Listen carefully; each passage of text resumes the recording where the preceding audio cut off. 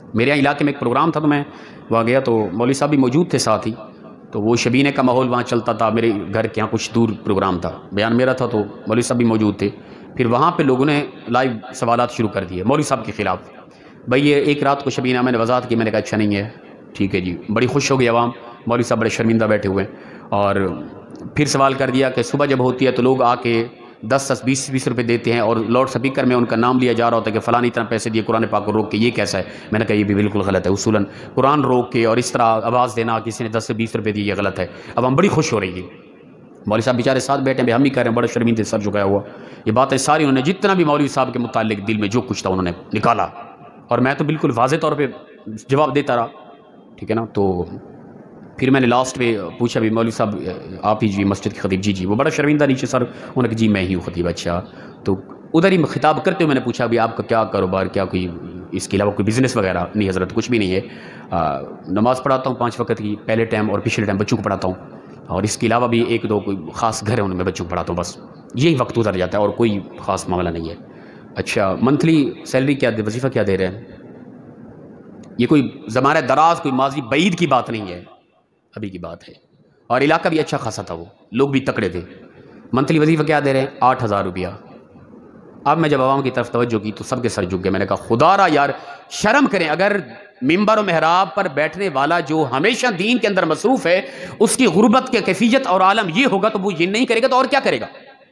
اتنا اگر غیرت ہے کہ ہمارا مولوی صاحب اس طرح کے معاملات سے دور ہو جائے اور بڑا زبردست قسم کا ہو، اس کو لالچ ہی نہ ہو، تو پھر اب غیرت کریں اور اٹھیں اور محنت کریں اور تھوڑا جیبوں کی طرف توجہ کر کے مولوی صاحب کا منتھلی وظیفہ کریں 50,000، پھر اعتراض کریں۔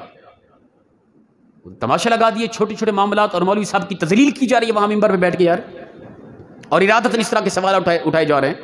اگر اتنا بڑی غیرت ہے کہ ہماری مسجد کا خطیب صاحب، ٹھیک ہے نا، یہ میں خاص طور پہ اپنے علاقے کو یہ خطاب کر رہا ہوں، اگر اتنا بڑی غیرت ہے کہ ہمارے مسجد کا خطیب صاحب آتا ہے کہ فوتگی ہو گئی ہے، وہاں پڑھ رہا ہے اور پیسوں کی طرف توجہ ہے، وہ اس لالچ میں کیوں آیا؟ کیا وہ کوٹھیاں بنانا چاہتا ہے؟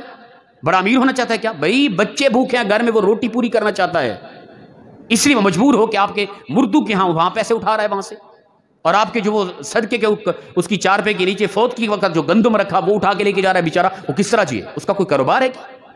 یا اس کے پاس ہے وقت کہ وہ کاروبار بھی کوئی بزنس بھی کرے، ادھر بھی مصروف رہے اور مکمل مطالعہ کر کے ساری دین کی باتیں آئے روز کتنی، آپ دیکھ لیں کتنی سوالات ہوتے ہیں ہم سے، کتنا لوگ دین کی باتیں پوچھتے ہیں، ہمیں نہیں پتہ۔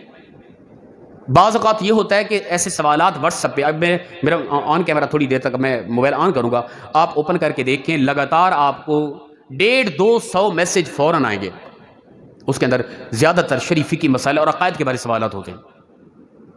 تو یہ نہیں کہ بس مولوی صاحب سوئے ہوئے ہیں، بس نکمے ہی ہیں فلاں فلاں، ایسا نہیں میرے بھائی۔